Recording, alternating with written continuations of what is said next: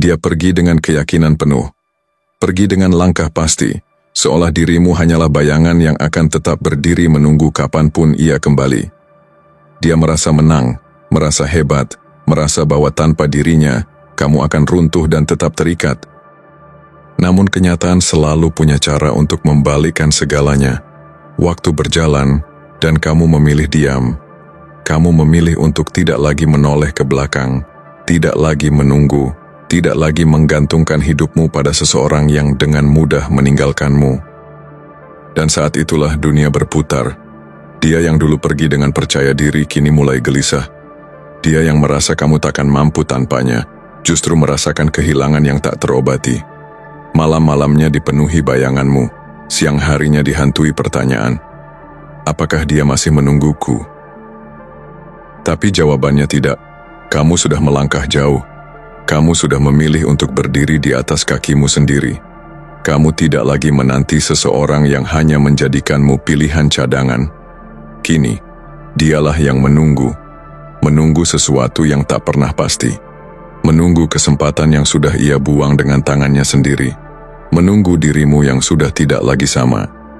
Penyesalan terbesar seseorang adalah ketika ia menyadari nilaimu setelah kamu benar-benar hilang dari genggamannya. Dan itu yang kini dia rasakan, penyesalan, kegelisahan, dan kehilangan. Jangan pernah remehkan kekuatan diam. Jangan biarkan orang yang meninggalkanmu berpikir bahwa kamu akan selalu ada di tempat yang sama. Terkadang, ketidakpedulianmu justru menjadi balasan paling menyakitkan bagi mereka yang pernah pergi dengan angkuh. Ingatlah, yang dulu pergi dengan rasa pasti, kini dialah yang gelisah menunggu dalam penyesalan. Dukung channel ini, like untuk video ini, komen pengalamanmu, dan subscribe supaya kamu tidak ketinggalan kisah-kisah cinta, rahasia hubungan, dan tips yang bisa mengubah cara pandangmu tentang hati dan perasaan. Sekarang, mari kita simak video ini.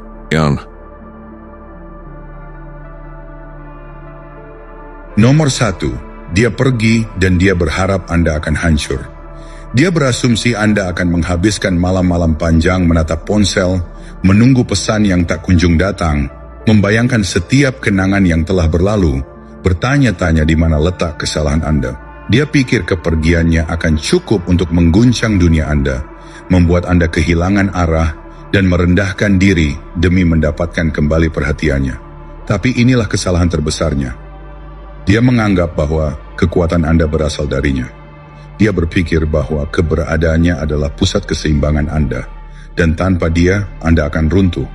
Ini adalah ilusi yang banyak dipercayai oleh mereka yang pergi, bahwa mereka memiliki kendali atas Anda. Tapi seorang yang memahami stoikisme tahu bahwa kendali sejati tidak pernah ada di tangan orang lain.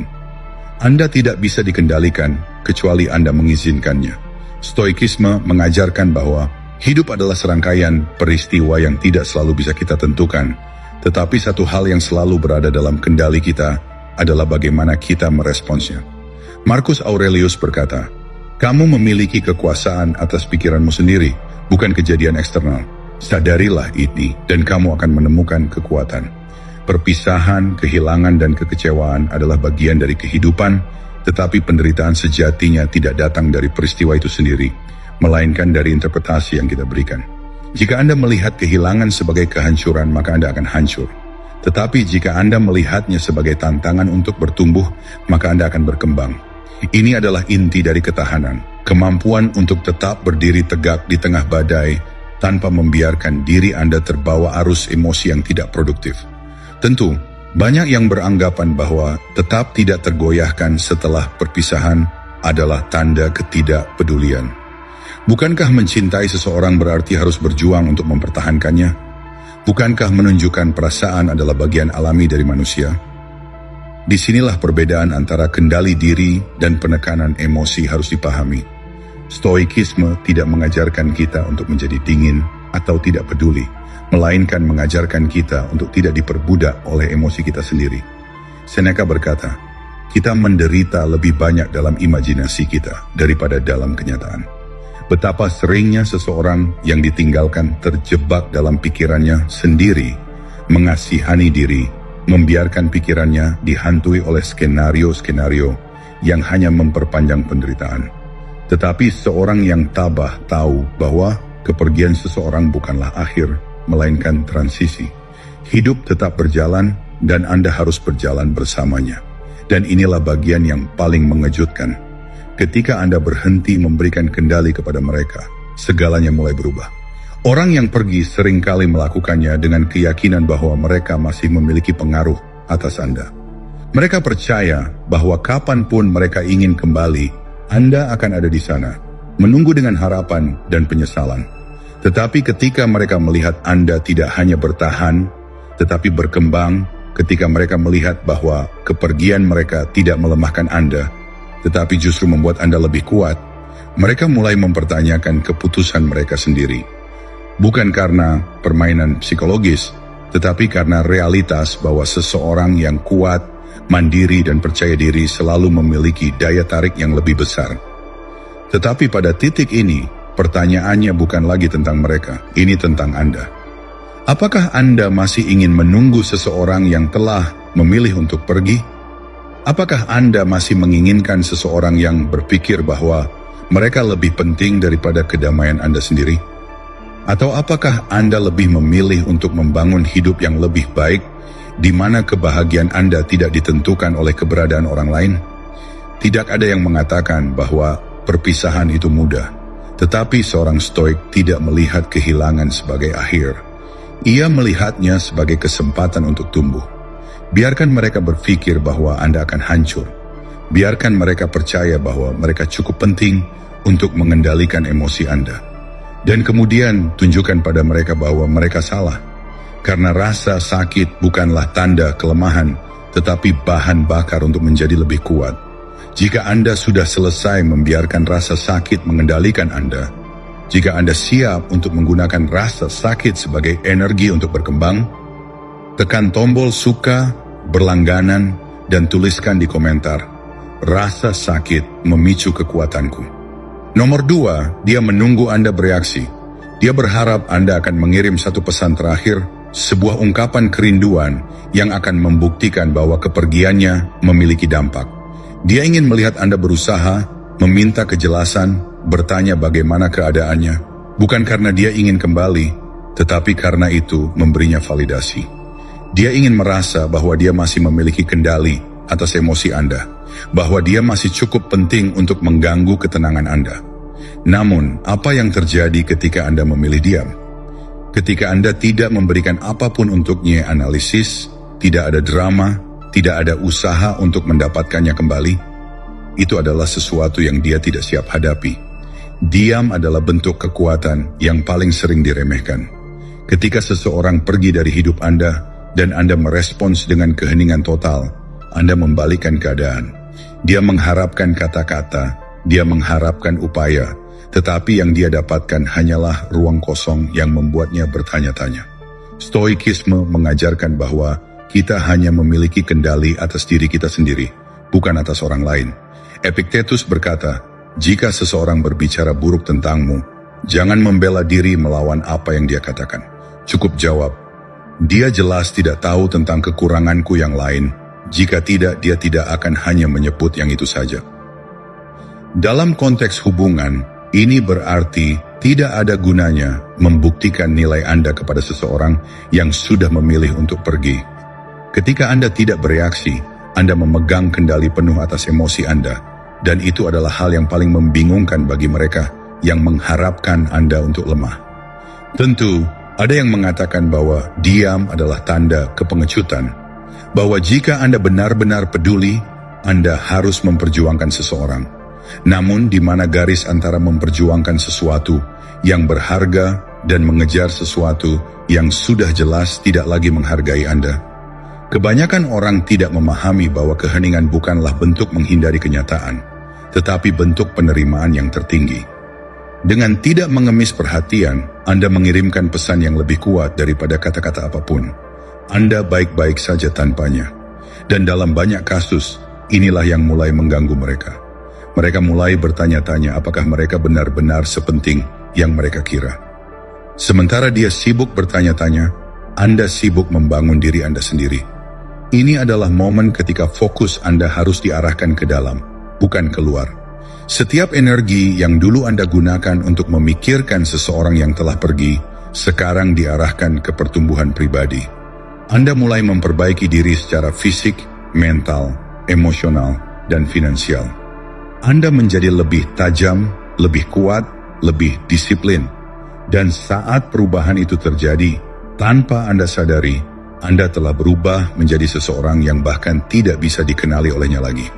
Dan inilah bagian menariknya. Ketika seseorang tidak mendapatkan respons, mereka mulai mendambakan sesuatu. Mereka mulai mengisi kekosongan dengan asumsi mereka sendiri. Apakah dia sudah move on? Apakah dia sudah menemukan seseorang yang lebih baik? Apakah dia benar-benar tidak peduli? Semua pertanyaan itu mulai bermunculan. Bukan karena Anda bermain permainan, tetapi karena Anda benar-benar telah melepaskan. Tidak ada yang lebih kuat daripada seseorang yang tidak lagi membutuhkan validasi dari luar. Ketika dia akhirnya menyadari bahwa Anda tidak hanya bertahan, tetapi berkembang, kesadaran itu akan menghantuinya. Jadi jangan kirim pesan, jangan cari alasan untuk menghubungi, jangan unggah kutipan emosional yang menyiratkan bahwa Anda masih berusaha terlihat baik-baik saja. Sebaliknya, benar-benar jadilah baik-baik saja. Jadilah begitu fokus pada pertumbuhan dan kesuksesan Anda, sehingga ketika dia akhirnya melihat kembali, satu-satunya hal yang bisa dia lakukan hanyalah menyesal. Karena saat itu terjadi, Anda sudah terlalu sibuk menang untuk peduli.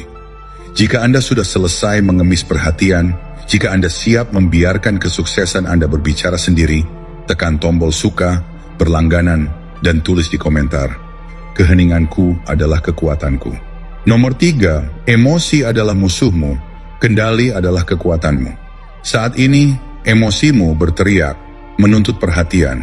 Rasa sakit, kekecewaan, dan frustrasi berusaha menarikmu ke dalam pusaran reaksi yang tidak terkendali. Keadaan ini membuatmu ingin bertindak impulsif, menelepon, mengirim pesan, mencari jawaban, atau bahkan sekadar menunjukkan bahwa kamu terluka. Tetapi inilah perangkap yang harus kamu hindari, karena justru itulah yang dia harapkan. Dia ingin melihat bahwa kepergiannya memiliki efek, bahwa dia masih memegang kendali atas emosimu. Namun disinilah letak kebebasan sejati. Ketika kamu memilih untuk tidak bereaksi, ketika kamu mengendalikan emosimu, kamu juga mengendalikan narasi hidupmu sendiri. Stoikisme mengajarkan bahwa kekuatan sejati tidak berasal dari bagaimana dunia memperlakukanmu, tetapi dari bagaimana kamu meresponsnya. Marcus Aurelius berkata, Anda memiliki kekuatan atas pikiran Anda, bukan peristiwa luar. Sadari ini dan Anda akan menemukan kekuatan. Ini adalah inti dari ketabahan sejati, memahami bahwa tidak ada yang bisa benar-benar menyakitimu tanpa izinmu. Rasa sakit itu ada, tetapi kamu yang menentukan apakah itu akan mengendalikanmu atau justru menjadi bahan bakar untuk pertumbuhanmu. Banyak yang salah paham dan menganggap menekan emosi adalah kelemahan, seolah-olah tidak menunjukkan perasaan berarti tidak manusiawi. Namun, ada perbedaan besar antara menekan emosi dan mengendalikannya. Mengendalikannya berarti kamu mengizinkan diri untuk merasakan, tetapi tidak membiarkan perasaan itu menentukan tindakanmu. Disinilah banyak orang terjebak. Mereka mengira bahwa membuktikan perasaan adalah bagian dari cinta. Mereka berpikir bahwa mengejar seseorang setelah ditinggalkan adalah tanda kesetiaan. Tapi kenyataannya, itu hanyalah refleksi dari ketidakmampuan mengendalikan diri. Seseorang yang kuat bukanlah yang bertahan dalam keadaan yang tidak lagi menghargainya, melainkan yang memiliki keberanian untuk melepaskan. Inilah yang paling tidak diharapkan oleh orang yang meninggalkanmu, bahwa kamu tidak hanya bertahan, tetapi berkembang. Dia mengira bahwa kepergiannya akan menghancurkanmu, bahwa kamu akan larut dalam kepahitan atau keputusasaan. Namun ketika dia melihatmu tetap tegak, tetap bergerak maju tanpa kehilangan arah, dia akan mulai mempertanyakan keputusannya. Bayangkan dia memeriksa keberadaanmu, baik melalui teman-teman bersama atau melalui media sosial, berharap menemukan seseorang yang masih terjebak dalam kesedihan. Tetapi yang dia temukan justru sebaliknya. Seorang individu yang tetap tenang, yang tidak mencari perhatian, yang tidak terjebak dalam permainan emosi. Tidak ada unggahan kutipan galau, tidak ada sindiran, tidak ada usaha untuk membuatnya cemburu. Hanya seseorang yang benar-benar fokus pada pertumbuhan dan tujuannya sendiri. Kesadaran ini akan mengguncangnya, bukan karena kamu bermain permainan, tetapi karena kamu benar-benar telah mencapai titik di mana kehadirannya tidak lagi mendikte ketenangan batinmu. Beberapa orang mungkin berargumen bahwa menunjukkan emosi adalah bentuk kejujuran, bahwa menahan diri adalah bentuk penyangkalan. Tetapi pertanyaannya adalah, emosi seperti apa yang pantas untuk diekspresikan? Apakah emosi yang muncul dari dorongan sesaat yang akhirnya merugikan diri sendiri, atau emosi yang telah diproses dengan matang sehingga menghasilkan tindakan yang bermartabat? Seorang pria yang memahami dirinya tidak terjebak dalam pusaran reaksi impulsif. Dia memanfaatkan energinya untuk membangun dirinya menjadi lebih kuat, lebih bijak, lebih tak tergoyahkan. Jadi biarkan emosimu menjadi bahan bakar, bukan penghalang. Gunakan rasa sakit itu sebagai alat untuk disiplin, gunakan luka itu sebagai batu loncatan menuju kedewasaan dan kebijaksanaan. Kamu bukan lagi budak dari apa yang kamu rasakan, kamu adalah tuannya. Dan ketika kamu menguasai emosimu, kamu menguasai hidupmu sendiri. Jika kamu sudah selesai menjadi tawanan perasaan yang tak terkendali, jika kamu siap untuk benar-benar mengambil kembali kendali atas dirimu, tulis di komentar, saya mengendalikan emosi saya, mereka tidak mengendalikan saya. Nomor 4, ketidakpedulian lebih menyakitkan daripada kebencian. Kebencian masih menyiratkan keterikatan. Kemarahan masih menunjukkan bahwa seseorang memiliki kendali atas emosimu. Inilah kesalahan yang banyak orang lakukan. Mereka berpikir bahwa membenci berarti telah melepaskan. Padahal sebaliknya, itu hanya menunjukkan bahwa mereka masih terikat pada seseorang yang seharusnya tidak lagi memiliki ruang dalam hidup mereka. Ketika seseorang pergi, dia tidak selalu membutuhkan cintamu lagi. Dia hanya ingin tahu bahwa dia masih penting, bahwa dia masih memiliki efek dalam hidupmu, bahkan jika itu dalam bentuk kemarahan atau kebencian. Tetapi yang tidak dia harapkan adalah sesuatu yang jauh lebih menyakitkan, ketidakpedulian total. Ketidakpedulian adalah kebalikan sejati dari cinta, bukan kebencian. Karena selama masih ada kebencian, masih ada keterikatan emosional. Namun ketika seseorang benar-benar tidak lagi memicu reaksi dalam dirimu, ketika kehadirannya atau ketidakhadirannya sama sekali tidak berpengaruh, itulah momen di mana kamu telah menang. Inilah yang tidak bisa dia tangani. Dia mungkin bisa menerima amarahmu, bahkan air matamu, karena itu semua memberitahu dia satu hal, bahwa dia masih memiliki tempat dalam hidupmu. Tetapi ketika yang dia temukan hanyalah keheningan, ketika yang dia hadapi hanyalah ketidakpedulian mutlak, saat itulah dia mulai mempertanyakan segalanya. Stoikisme mengajarkan bahwa kebebasan sejati datang dari penguasaan diri. Marcus Aurelius menulis, lihatlah ke dalam.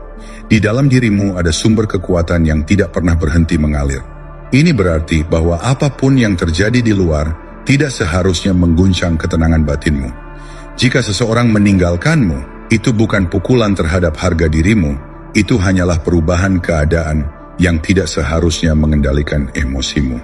Tetapi di dunia yang penuh dengan orang-orang yang didorong oleh ego, sikap ini bisa sangat mengejutkan. Psikologi menunjukkan bahwa manusia selalu mendambakan validasi. Kita ingin merasa penting, kita ingin percaya bahwa kehadiran kita memiliki efek pada orang lain.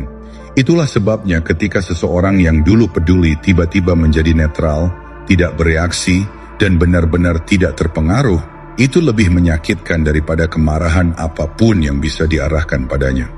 Bayangkan seseorang yang meninggalkanmu, berpikir bahwa dia masih memiliki pengaruh, bahwa kapanpun dia ingin kembali, dia bisa melakukannya. Tetapi saat dia kembali, dia menemukan sesuatu yang berbeda. Bukan seseorang yang penuh amarah, bukan seseorang yang mencari penutupan, tetapi seseorang yang bahkan tidak melihatnya sebagai faktor dalam kehidupannya lagi. Tidak ada pesan emosional, tidak ada sindiran, tidak ada pembuktian diri, hanya ketenangan. Hanya seorang individu yang terus maju tanpa melihat ke belakang. Saat itulah dia mulai mempertanyakan segalanya. Tunggu, apakah aku pernah sepenting itu baginya? Apakah aku benar-benar memiliki tempat seperti yang kupikirkan? Keraguan mulai tumbuh, dan semakin dia mencoba memahami, semakin dia terjebak dalam pikirannya sendiri. Banyak orang mengira bahwa untuk menang, dalam suatu hubungan yang telah berakhir, mereka harus membuktikan sesuatu.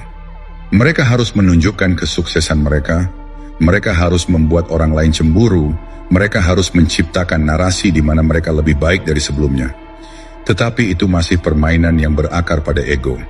Kemenangan sejati datang ketika kamu tidak lagi peduli untuk menang, ketika kamu tidak lagi merasa perlu membuktikan apapun, ketika dia menjadi tidak lebih dari seseorang yang pernah ada di masa lalumu, tanpa meninggalkan jejak emosional sedikit pun.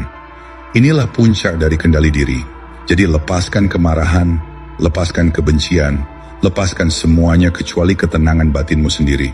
Karena saat kamu mencapai titik di mana tidak ada yang bisa mengguncangmu, saat itulah kamu benar-benar bebas. Jika kamu sudah selesai memberikan energi kepada orang-orang yang tidak pantas mendapatkannya, jika kamu siap untuk menguasai ketidakpedulian sejati,